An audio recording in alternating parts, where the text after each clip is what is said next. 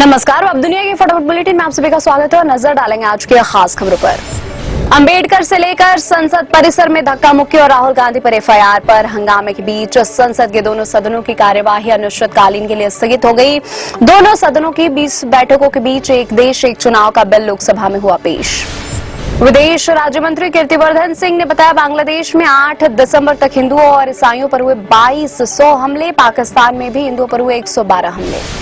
भारत में बांग्लादेश के अंतरिम सरकार के सलाहकार महफूज आलम द्वारा फेसबुक पर भारत के संबंध में की गई कुछ टिप्पणियों को लेकर कड़ा विरोध दर्ज कराया।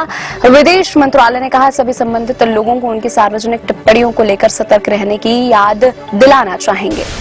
संसद परिसर में सत्ता पक्ष और विपक्ष के सांसदों के बीच हुई धक्का मुक्की की घटना में घायल 2 भाजपा के सांसद प्रताप सारंगी और मुकेश राजपूत की हालत अब स्थिर बताई जा रही है। उनका रक्तचाप भी नियंत्रण में है।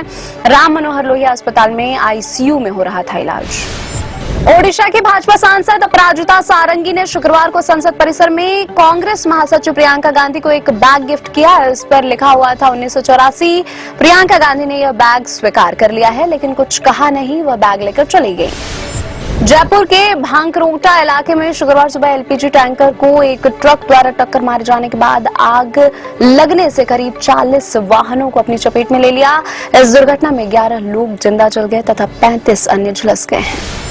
प्रधानमंत्री नरेंद्र मोदी ने हादसे पर शोक जताते हुए मृतक के परिजनों को प्रधानमंत्री राष्ट्रीय राहत कोष से 2-2 लाख रुपए की अनुग्रह राशि देने की घोषणा की। राष्ट्रपति ने भी हादसे में लोगों की मौत पर दुख प्रकट किया। कांग्रेस महासचिव जयराम रमेश ने कहा, संसद के बजट सत्र में राज्यसभा के सभापति जगदीप धनखड़ के खिलाफ अविश्वास प्रस्ताव लाने के लिए नोटिस फिर से दिया जा सकता है। शीतकालीन सत्र में दिया गया वह नोटिस एक ट्रेलर था, जिसे उपसभापति हरिवंश ने खारिज कर दिया था।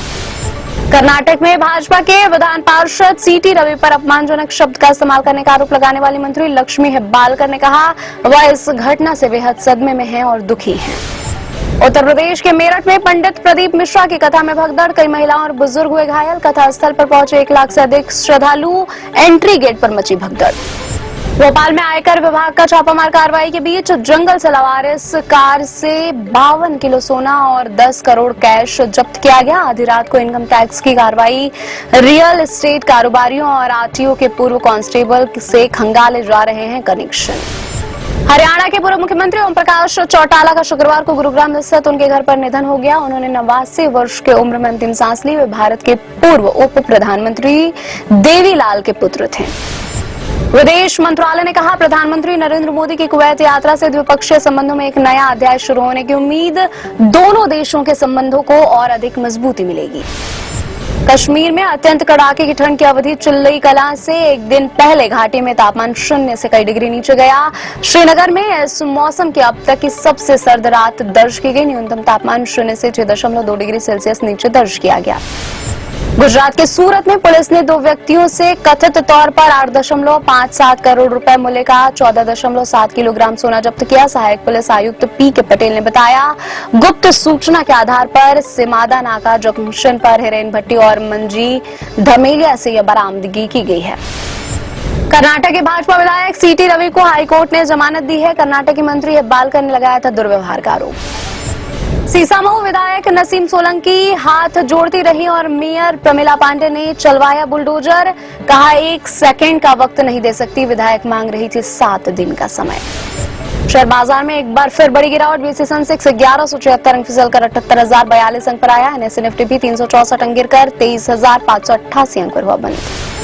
अल्लू अर्जुन की फिल्म पुष्पा 2 द रूल ने दुनिया भर में मचाया तहलका। फिल्म का world wide box office collection हुआ 1508 करोड़ रुपए। इस आंकड़े तक पहुंचने वाली सबसे तेज भारतीय फिल्म बनी पुष्पा 2। 5 दिसंबर को रिलीज हुई थी यह फिल्म।